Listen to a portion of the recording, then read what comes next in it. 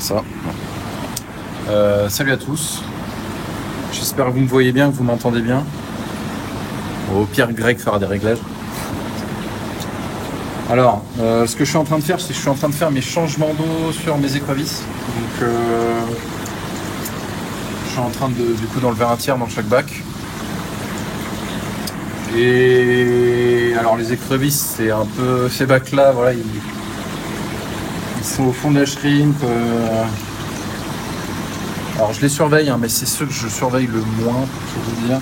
Parce que bon, bah, les écrevisses c'est solide, il n'y a pas vraiment besoin de faire grand chose. Par exemple les crevettes, la repro, tout ça, ça demande quand même un peu plus d'attention.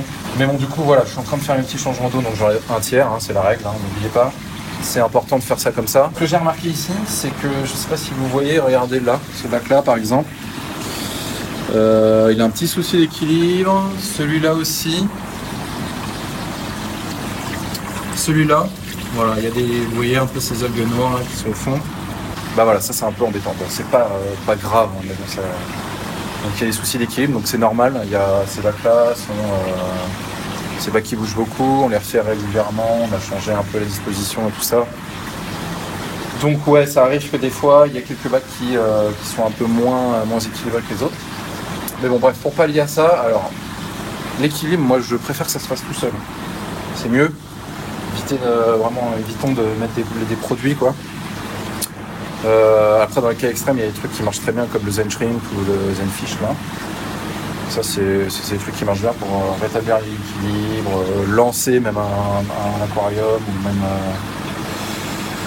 même détendre vos animaux quand ils viennent de voyager quoi, quand ils sont en acclim, tout ça ça marche très bien. Mais du coup là moi je préfère pas en mettre. Laisser le bac se faire tout seul. Donc ce que je fais pour éviter cette explosion d'algues, regardez par exemple ce bac là. Voilà, ou même celui-là. Celui-là aussi. Bon en fait si vous voyez bien, il y a des planormes dedans, j'ai rajouté des planormes. Et en fait c'est eux qui s'occupent de tout nettoyer. Donc c'est impeccable, la vitre est propre, le sol est nickel. Donc ça met un équilibre dans tout ça, en fait. Bon, c'est un peu le but des escargots, hein. Ça rajoute aussi un équilibre dans l'aquarium en termes de chaîne alimentaire. Donc c'est vraiment pas mal. Donc c'est eux qui s'occupent de tout ça. Donc voilà, alors c'est mon petit tips, hein. Rien d'incroyable. Je pense que la plupart d'entre vous le font déjà. Pour ceux qui ne le savaient pas, voilà, c'est aussi l'importance de mettre des escargots dans l'aquarium. Ça permet de régler un peu ce genre de problème. Donc voilà, je suis retourné à mes changements d'eau.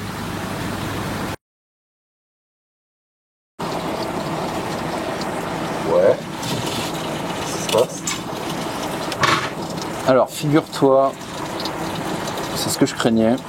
Alors, pour ceux qui ont suivi un peu le montage de ces petits paludariums pour les crabes, j'avais mis sous le sable, du coup, de la céramique, des tuyaux en PVC, tout comme ça, pour aérer le sol, et pour mettre moins de sol aussi, parce que j'en avais pas beaucoup. Figure-toi que les crabes, ils ont creusé. Et avec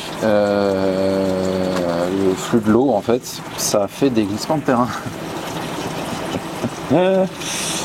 Alors, c'est pas grave, hein. Pour les crabes, eux, ça leur fait l'habitat et tout, c'est super cool, c'est la fête.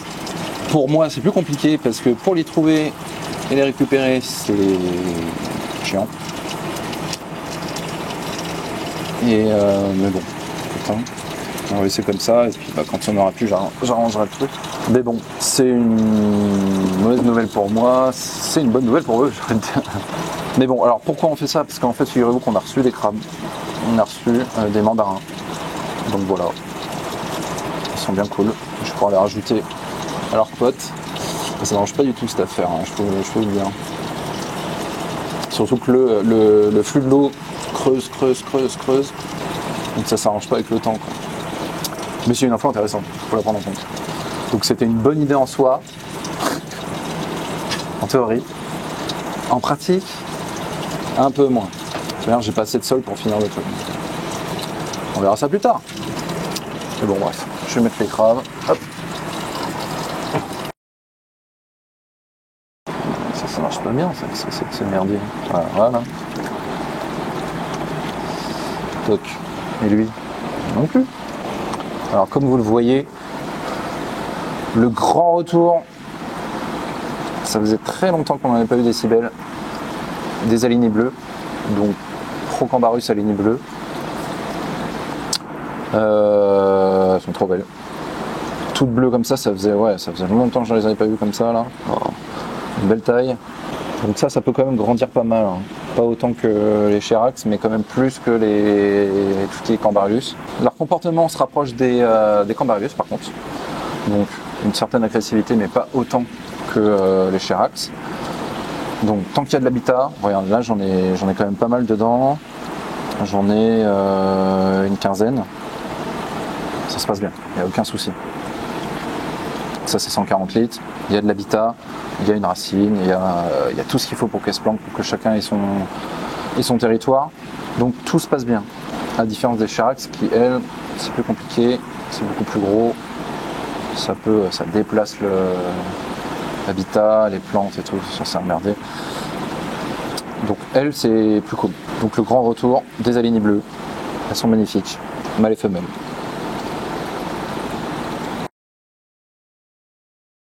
Alors, je me suis fait un petit plaisir.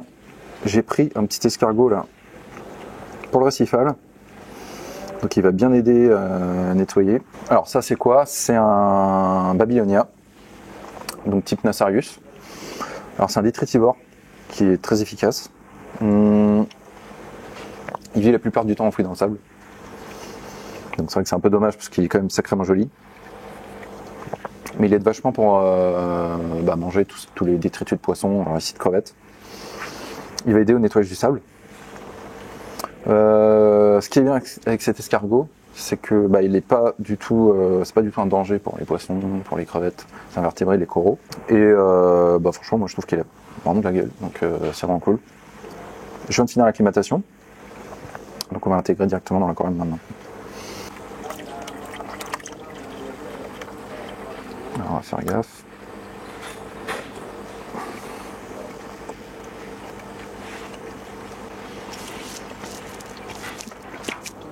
Ah, il vient toujours m'emmerder.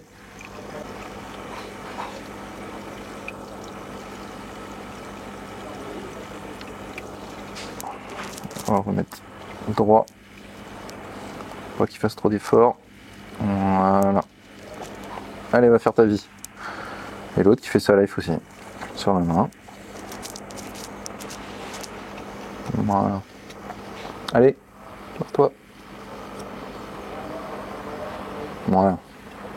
Donc voilà, là, il va faire sa life. Alors lui, du coup détritivore plutôt pour ce qui est détritus de nourriture, des trucs comme ça. Donc avec ça, il me faudra un autre escargot pour manger les algues, là, ce serait super. Qui me nettoie un peu tout ça. Et puis ce sera nickel.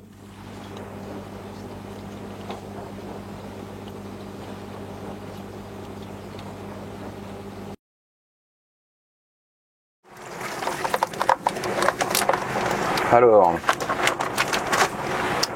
ça, c'est magnifique. Alors ça, c'est des Unio. Donc on vient de recevoir tout ça là. Des Unio Taiwanicus. Ils sont magnifiques. Alors ça, c'est des filtreurs. Hein. Si jamais vous avez trop de microalgues dans votre bac, et ils vont tout nettoyer.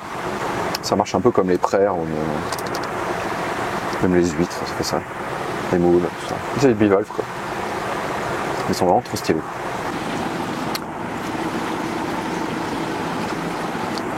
On va les mettre tranquillou.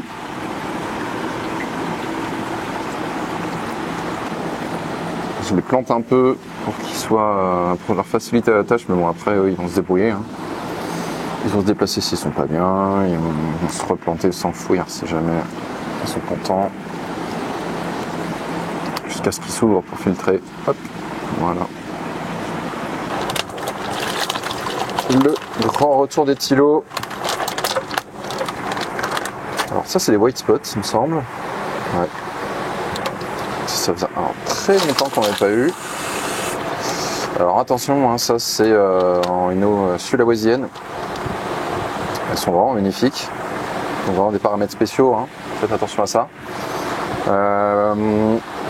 Eux ils sont incroyables pour nettoyer et pour Et pour déplacer vos cailloux aussi, vos décors, parce qu'ils ont une force exceptionnelle. Des fois on a l'impression qu'ils font des tractions sur les bords des vitres. Alors sachez qu'ils sont beaux sur la coquille, mais aussi à l'intérieur. Enfin, quand ils sortent, vous voyez, ils ont des petits points blancs. Alors c'est parti, on va faire une petite acclim. Donc moi je fais comme ça, je les mets dans un petit bac. Je leur mets un peu d'eau qui se réveille tranquillou, qui s'adapte un peu à la température. Je les laisse comme ça. Ils vont se réveiller tranquillement. Et puis dans une heure, je ferai couler le bac. Tout simplement, ils sortiront d'eux-mêmes. Voilà. Hop. Alors eux, on en avait déjà eu la semaine dernière. Donc des Brotia, vraiment stylés avec les petits picots. On n'en avait pas beaucoup, bah là on en a un peu plus, donc c'est vraiment cool. Je suis content de les voir. Voilà, ça va refaire un peu de stock. Je vais les mettre directement dans la clim. C'est parti, petite acclim. Hop.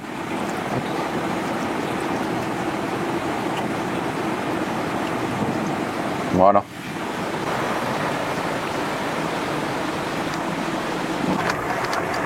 Et vous voulez pas y aller. Alors ça, on n'en avait pas eu depuis longtemps. Ce sont des piano snail. Donc ça faisait un moment qu'on n'en avait pas eu. Donc là c'est cool qu'on en ait à nouveau. Je vais pouvoir mettre ça en acclim directement. D'ailleurs, je pense à un truc là comme ça. Checkez bien pour Noël. Pendant toute la période de Noël là, jusqu'à fin décembre. Enfin tout décembre quoi. Et sachez qu'il y a un code promo. Et il est pas mal parce que sachez que c'est 20% sur le produit de votre choix. Tout simplement. Donc voilà, soyez attentifs.